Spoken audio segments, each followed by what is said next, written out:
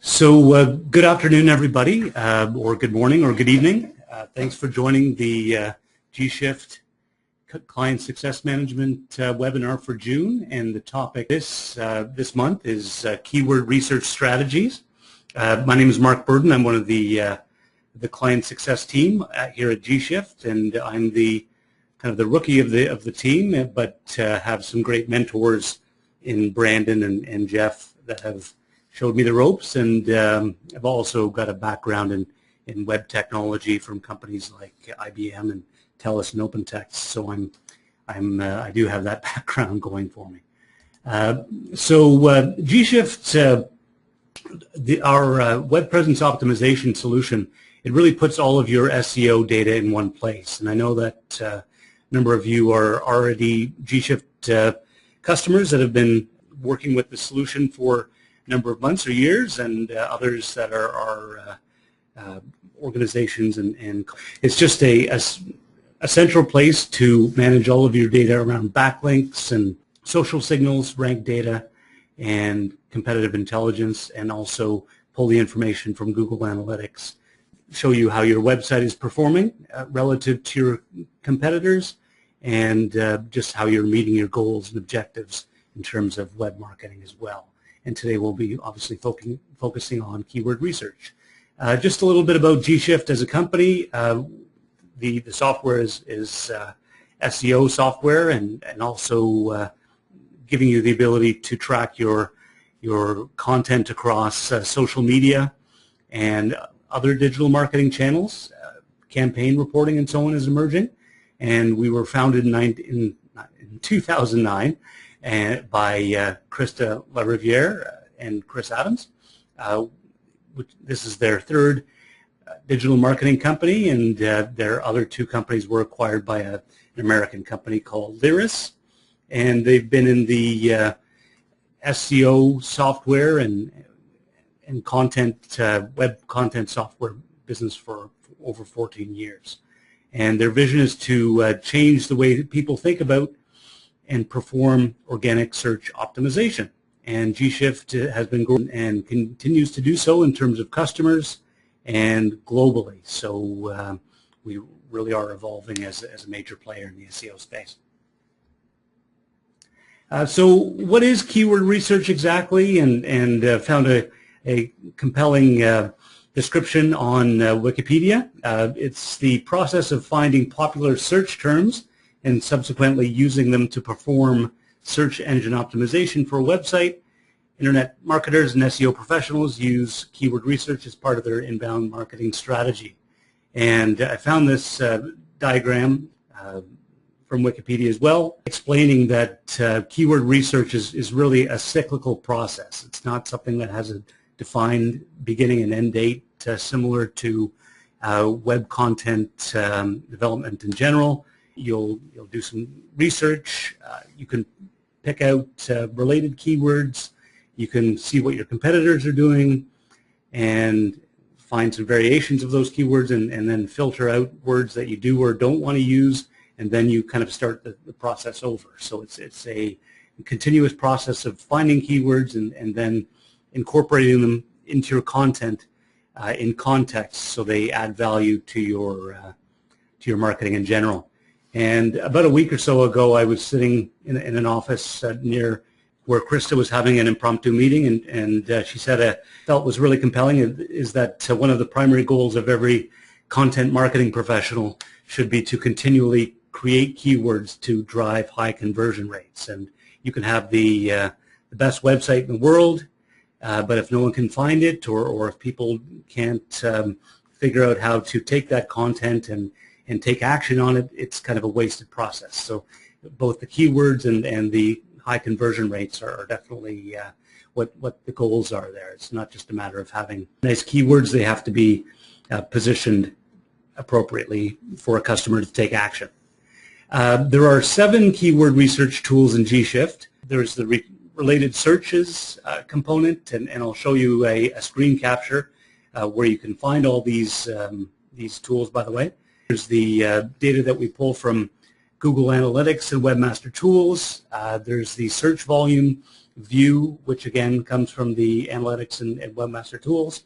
The not provided screen, as far as kind of some of the insights that we're using some formulas around what we believe would be the keywords that your customers would be finding you on, as well as separate tools for anchor text on your website and social signals as well, social keyword research tools, specifically from Twitter, as far as the popularity of your keywords on the Twitter social media channel. As far as some key strategies for keyword research, if you, instead of just trying to dictate what your customers will be finding you based on, or the keywords that you think your customers will be using, you should really put yourself in your client's shoes, or potential partners or suppliers and so on, and either ask them directly, either email or talking to them at client engagements, and say, how do you see my business? How, if you were looking for my business, how did you find it? So again, it's really, if someone sees your product as a widget, but if you're if they're calling a toaster by a different name, then you really should be using keywords in your content that relate to how your customer sees you. And furthermore, keyword research, as I said before, is never complete. You create it, you do your research, you define certain keywords, you test them, compare them to your competition, and then you tweak them accordingly as far as long-tail keywords, and then you repeat that cycle over again. Sometimes we see customers that they just want to optimize hundreds or sometimes thousands of keywords for their website, but really a good approach is to define a handful that is manageable for your marketing team or anyone that's creating or curating content. Focus on that set of key product information or key news about your company or key information about the services that you provide, and then move and make sure that content is optimized across all of your website and social channels. Then move on to another set of information, as opposed to trying to do the all-you-can-eat approach. Lack the depth that you really need as far as keywords are concerned. And again, long-tail keywords are ideal. Instead of just establishing keywords like toaster, having something like stainless steel toaster or 4-slice toaster or anything that kind of puts you in a smaller bucket of potential search results is a lot better than just being one of millions of providers without having any sort of differentiation. And you also want to have local keywords, including your city, your country, and so on. Keywords that are shareable as far as the content, and anything that's industry specific without going too far and becoming jargon. As far as, I've already mentioned the fact that you can use the 7 tools within the GShift Web Presence Optimization Suite to find the right keywords to use. The Google AdWords Keyword Planner is also a good tool as far as finding what the search volumes are and what related keywords are that you may not have thought of. And again, as I said before, ask your customers. Don't be afraid to do so. It really helps give you a reason to talk to them, for one thing, and just demonstrates that you care about how they perceive you as a solution provider or a service provider. And quite often with websites, if you do a view source on someone's page, you can still see the meta keywords that are on the page that have been specified by the web designer. Quite often we get asked, people saying, the organic search engine strategies and organic search keyword strategies, they take a long time. I can go to Google pay-per-click or AdWords, I should say, and so on. And really, we really recommend that a balanced organic keyword and pay-per-click approach be used, possibly social media pay-per-click like LinkedIn or Facebook, as the case may be, depending on your target market.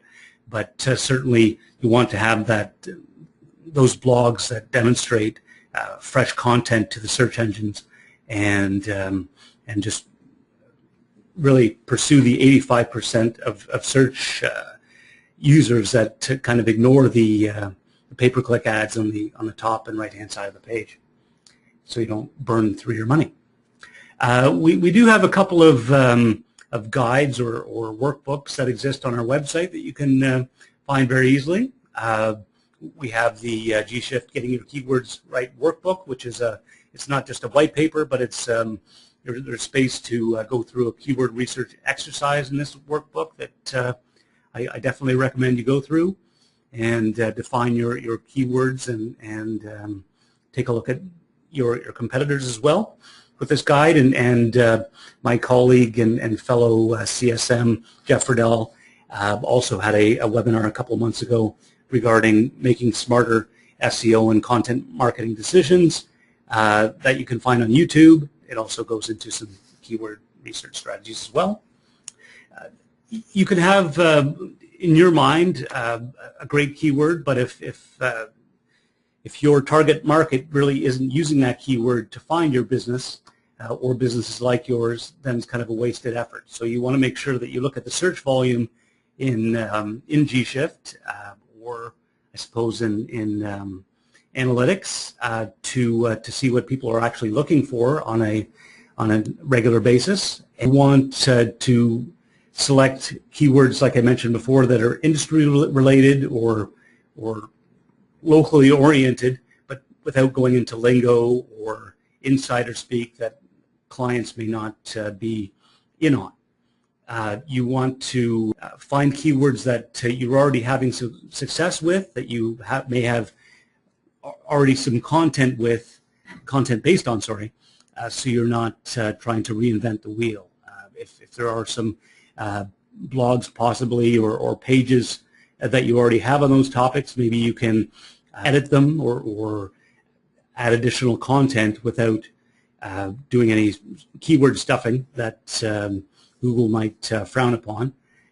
So that's another strategy as well. Just instead of trying to start from square one, if there are some keywords that you can just continue the momentum on, that's certainly a good approach. You want to, again, locally, as I mentioned before, if you have long-tail phrases, long-tail keywords, that set you apart from your competition, maybe you focus on not-for-profit organizations. If you have a certain niche as far as your industry is concerned that can set you apart, certainly pursue that. And also keywords that are that can be shared on social media. Maybe someone will use it as a hashtag or something that will drive traffic your way as opposed to the competition. I mentioned before I'd show you some screenshots as far as the GShift Web Presence Optimization Suite. And so here's the first one for keyword research in general, and you'll see along the left-hand side here, here's the search volume, Google Analytics, related searches, and Webmaster Tools and so on. You can just quickly gain access to all of that information just by clicking on first keywords and then research. And further, I'll show you the social keyword research on the next page here.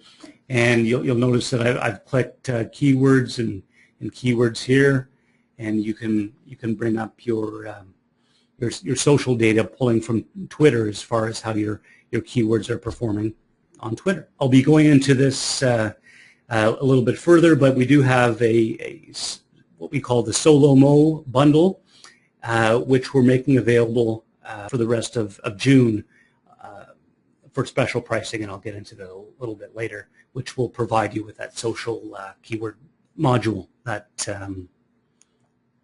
would help you in that respect. Looks like I've gone backwards. Keyword clusters is a new function of GShift, the web presence optimization solution that can also help you to kind of categorize your key. Essentially, you can group your keywords into categories. Either it could be favorites, or maybe you may have certain industries that you you target, you can have the keywords related to that, or possibly even a make or model of car would be another option to categorize your keywords that way, as opposed to just having everything in a big bucket. It kind of can help you define your initial basic keywords and then determine related keywords and content to put a lot of information in context. And back to social keyword research, this is another good piece of literature that will be helpful for you. It's our social keyword research guide, and it gives you some metrics around the frequency of how you can find out the frequency of how often a keyword is being used, who the key social influencers are of a specific topic and related keywords, how to use hashtags in relation to keywords, and also how to take those keywords and then write appropriate content to support that keywords, really put them in context and help those blogs and product pages be highly readable, increase discoverability of your content, and to find associated keywords related to that initial group. You really want to think about not just how your keywords are ranking, but also you want people to either fill out forms or obviously buy your products online if you do have an e-commerce site. Really want to, as I mentioned before, be customer-centric. What's in it for me is what the customer's thinking of when they're reading your content. You know, if they're reading a blog about a commercial real estate, for example, and if it really doesn't address what their needs are, maybe they're looking for factories and it's just all about warehouses, they may just skip over it, and maybe there was a key point about that topic that you may have had embedded into that article that you may have missed the boat on. So again, you want to really make sure that your content is written so it can capture the largest audience and give them a reason to call you or comment on your blog or what have you, and be really engaged in that content.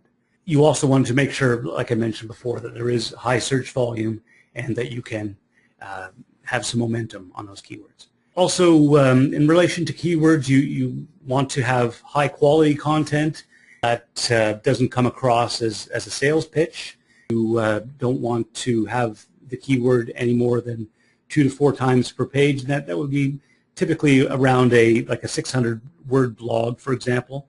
That sort of density is typically ideal, but you really want to read the content aloud to make sure it seems natural and not too salesy. It has to come across as more of a conversation than a sales pitch. You want to be able to share them on social media, have people kind of used to seeing the keywords here, there, and everywhere. Always want to have headlines that are keyword rich, so when Google goes spidering your site, or when people just browse your site, they can really key in on the information that has the best value for them. Yeah, I do have this special offer that I promised you before. So typically we offer the social local mobile bundle, as we call it, only to agencies at the subscription price of $99 per month. But now we are, just until the end of June, offering the Solomo bundle for $100 a month to all customers subscribe on a regular basis to the GShift WPO bundle. So if you do have an interest in learning more about the Solomo bundle, please do contact Danielle or Melissa or Susan about that, or just email sales@gshiftlabs.com. And I don't see any questions here, but does anyone have any questions at this point? Actually, there is one question. Keyword clusters is a paid, and yes, definitely recommend that you do source out the guides. We also have a social media best practices guide that is going up on the site very soon. As far as social media best practices, quite a few guides coming up. Actually, the not provided guide is a good read as well, and certainly the Social Media Best Practices Guide. Ferdell will be doing a webinar in a few weeks' time about social media as it pertains to search engine optimization. And if you want to just, if anyone wants any of these guides,